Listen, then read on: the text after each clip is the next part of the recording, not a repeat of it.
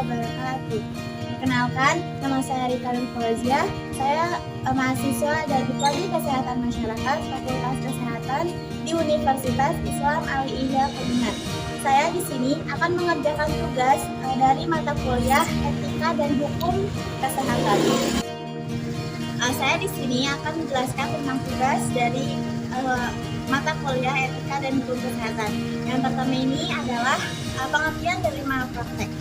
Malpraktek berasal dari kata mala, yang artinya salah atau tidak semestinya.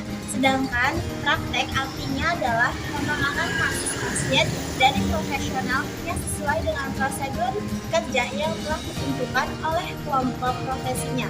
Jadi, malpraktek adalah melakukan tindakan atau praktek yang salah yang menyimpang dari ketentuan atau prosedur yang berlaku.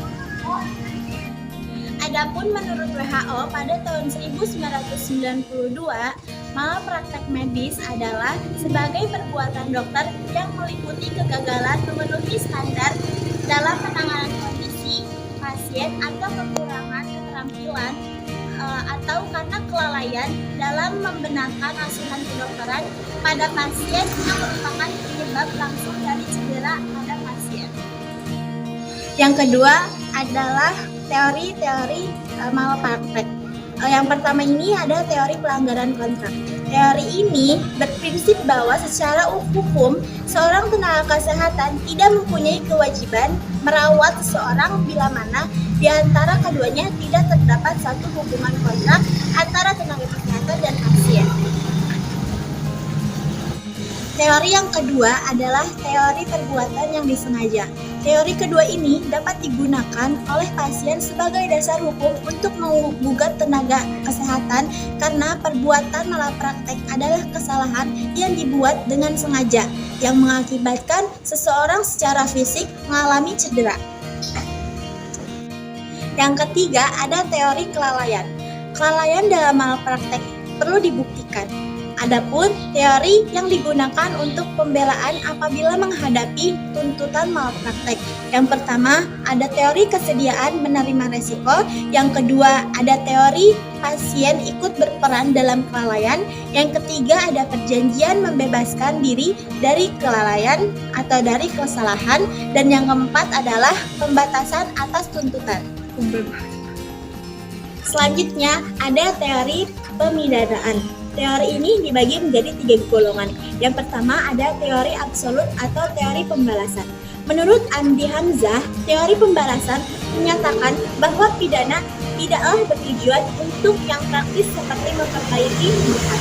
Dalam RUU KUHP, pemidanaan tidak dimaksudkan untuk mendirikan atau merendahkan martabat manusia. Yang kedua ini ada tujuan teori atau teori tujuan atau bisa disebut dengan teori relatif. Teori ini juga disebut teori utilitarian, lahir sebagai reaksi terhadap teori absolut. Nah, tujuan pidana menurut teori ini adalah untuk mewujudkan ketertiban dalam masyarakat.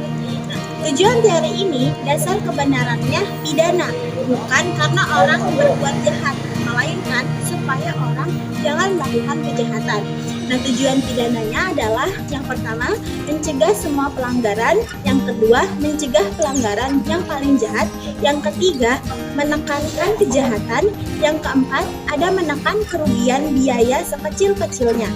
Nah, dalam pengetahuan ilmu hukum pidana, teori relatif ini dibagi-bagi, ada prevensi umum, dan ada prevensi khusus, dan yang ketiga ini ada teori gabungan. Nah, di teori ini tujuan pidana itu selain membalas kesalahan penjahat juga dimaksudkan untuk melindungi masyarakat dengan mewujudkan ketertiban. Teori ini menggunakan kedua teori tadi, yaitu teori absolut dan teori relatif.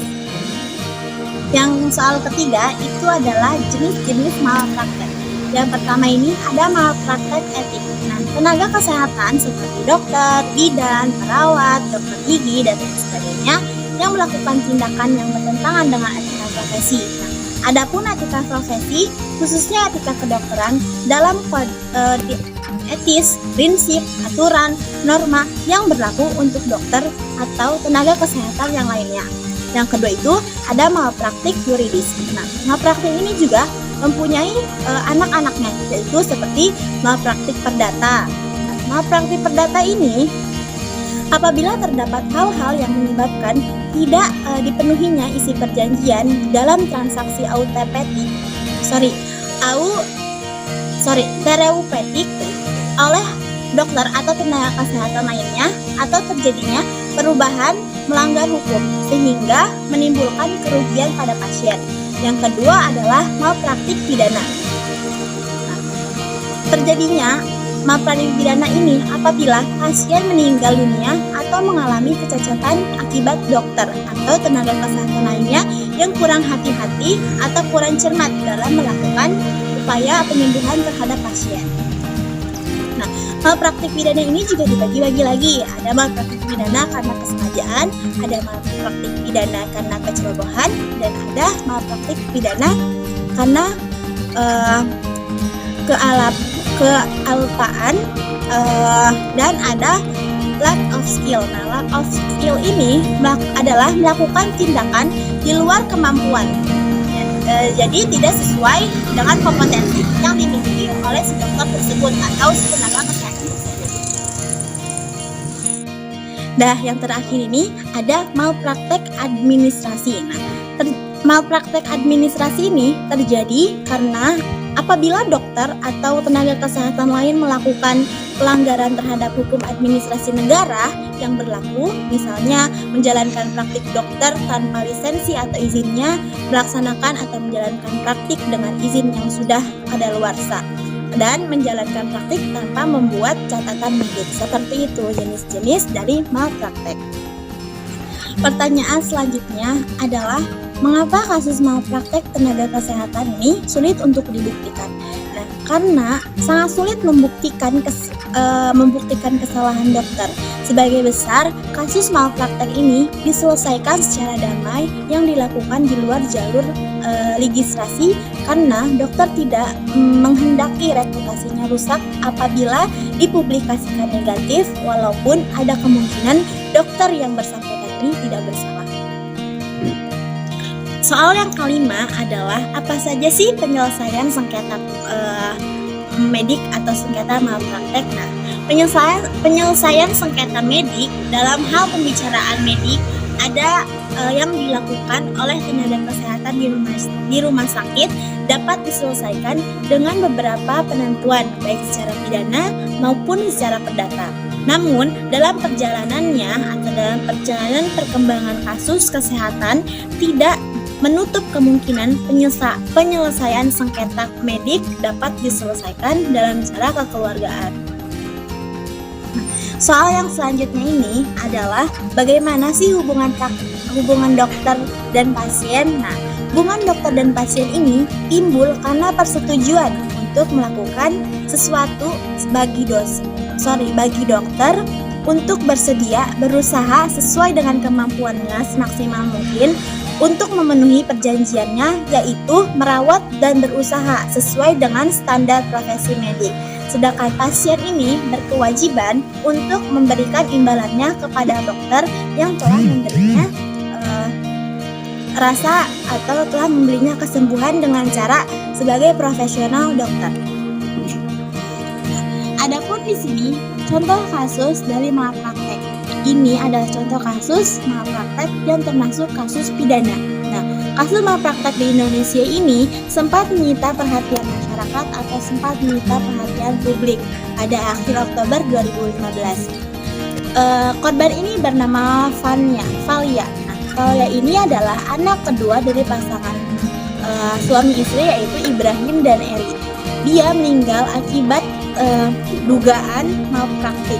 Malpraktik ini diduga dilakukan oleh salah seorang dokter di rumah sakit yang bertempat di Bekasi.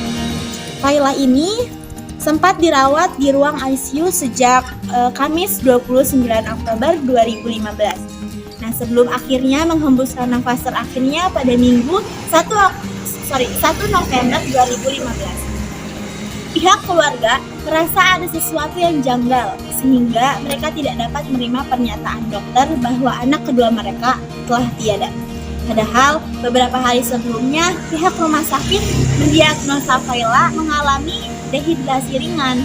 Menurut pengakuan Ibrahim, yaitu ayah dari korban, anak keduanya itu sudah mulai ceria dan mulai bermain bersama kakaknya. Bahkan ia sudah bisa berlarian. Namun naas, sebelum diperbolehkan pulang, seorang dokter ini dilaporkan menyuntikkan cairan ke dalam infusannya. Tidak tahu itu cairan apa. Setelah disuntik, kondisi Faila mendadak kritis. Nah, sekujur tubuhnya membiru, muncul bintik-bintik dan keluar busa dari mulutnya. Dan tak lama pun Faila ini meninggal dunia. Itu adalah contoh dari kasus malpraktik yang termasuk kasus pidana. Sekian pemaparan penjelasan tugas dari mata kuliah Etika dan Hukum Kesehatan. Semoga bermanfaat dan semoga menginspirasi. Sekian dari saya. Wabillahi taufiq wal hidayah. Wassalamualaikum warahmatullahi wabarakatuh.